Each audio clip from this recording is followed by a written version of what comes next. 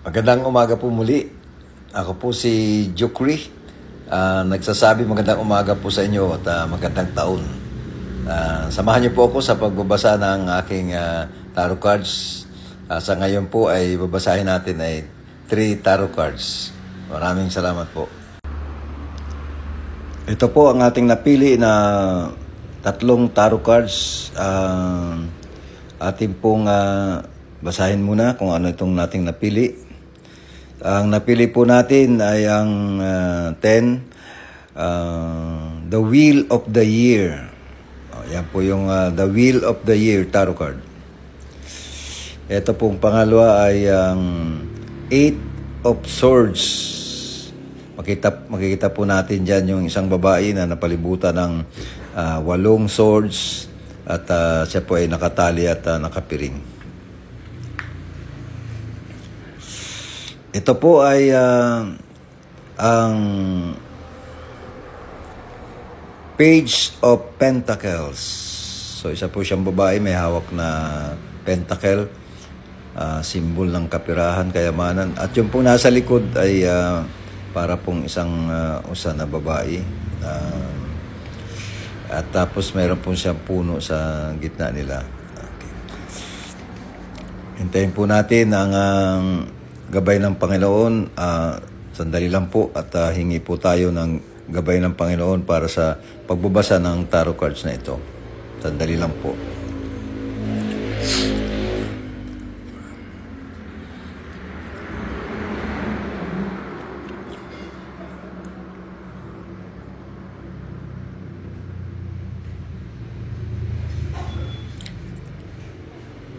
Ang tatlo po nating cards ay maaaring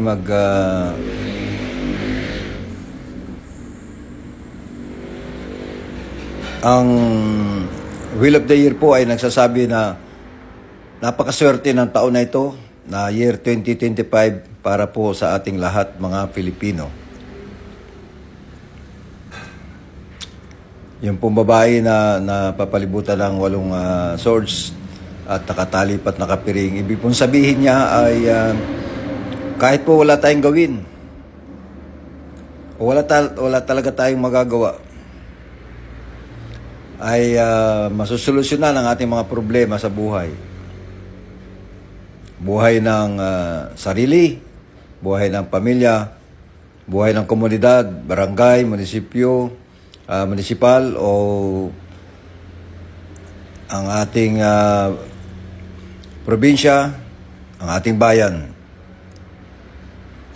Ang babae pong ito ay posibleng ating Pilipinas. Tayo po ay magiginhawa sa kapirahan, sa kayamanan, sa pagmamahal, pagninegosyo. Tayo po ay magkakapera o yayaman sa taon na ito. Napakaganda po ng sinasabi ng card sapagkat ito po ang nagsasabi na ang maswerteng taon para yumaman o magkapera ng marami. Yayaman tayo sa pera, sa pagmamahal, sa negosyo, at sa ating mga pangarap ay darating na. Magkakaroon na ng katotohanan, kasagutan sa mga tanong natin para sa ating sarili, sa ating pamilya, sa ating bayan. Wala tayong magagawa o wala kang magagawa, wala tayong magagawa. Kahit wala kang gawin, mawawala na ang iyong problema. Lalo na sa pag-ibig, trabaho man, o sa negosyo. Tayong lahat ay magkakapera sa taong ito. Mamahalin ka na ng mga tao. Lalago na ang iyong negosyo. Lalapit na kusa sa iyo ang lahat ng grasya at anumang gustuhin mo. Subalit, kailangan nating hingin ito sa ating Panginoon. Kailangan nating magdasal upang makamtan natin ang higit na pagpapala mula sa ating Panginoon. Kung tayo man ay may mga kaaway, atin pong makipagkasundo na po tayo At mahalin na po natin ang ating mga naging kaaway. Yan po ay isang utos ng ating Panginoon. Kailangan mahalin natin ang ating kapwa, higit pa sa ating sarili. Mahalin natin ang Diyos, higit pa sa ating sarili. Yan po ang sinasabi. Ang pagmamahal ay ibinibigay natin nang walang iniisip na ito ay magbabalik. Ipagdasal na lang po natin na ang pag-ibig na ibinibigay natin sa ating kapwa ay ibalik nila. Ang Panginoon lamang po makakatulong sa atin. So kailangan po tayo magdasal talaga. Araw-araw. Ito pong ginagawa ni Jukri na pagbabasa ng tarot cards niya. At pagpopost nito sa mga media, ay yan po ay nanggagaling sa ating pagmamahal sa Panginoon. Ako po'y nautusan talaga na gawin ito. Matagal na po ito. Hindi ko lang ginagawa. Subalit, pasalamat ako at nagkaroon ako ngayon ng pagkakataon na gawin ito. At hindi lang po ito. Napakarami po ng ipinapagawa ng ating Panginoon. Magmula pa noong year 1998, hindi ko pa po nagagawa. Ang pagsusulat ng 13 libro na sinabi niya sa aking isulat mo, ay isa lamang po ang aking nasimulan. At hindi ka po natatapos. Lumapit po ako sa mga publishing companies ng buong Pilipinas. Inisa-isa ko po, nasulatan ito. Yung iba pa pinuntahan ko. Talagang hindi po nila ako tinulungan. Napakahirap po para sa isang katulad ko na isang ama na ngayon ay lolo na. Sa katagalan, mula 1998, ilang taon na po yan na hindi ko ginagawa. Ako po'y nahihiya na sa ating Panginoon na ipinagkaloob sa akin ang napakalakas na pwersa, energy, power para magkaroon ako ng ganitong kapangyarihan. Subalit hindi ko nagagawa ang aking tungkulin sa Kanya. Kaya pasensya na po kayo kung sinimulan ko na ang pagbabasa ng aking tarot card, ang pagbibigay sa inyo ng mga visions na nakikita ko sa pamamagitan ng mga tarot cards na to at sa pamamagitan ng gabay ng ating Panginoon kapag ako'y nagdarasal na.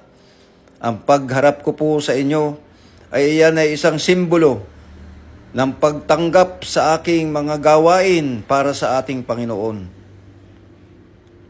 Tulungan niyo po ako, si Jukri. Suportahan niyo po ako para magawa ko na ang aking mga gawain para sa ating Panginoon at para sa ating bayan. Ang pagbabasa pong ito ay isa lamang sa aking mga tungkuling dapat kong gampanan. Meron pa pong tinatawag na pagdarasal. Ang Prayer Institute ay tulungan niyo po akong itayo ito at gawin ito, pagdadasal, para sa ating bayan. Hindi lang sa aking sarili, kundi para rin sa aking mga kasamahang tao dito sa mundo.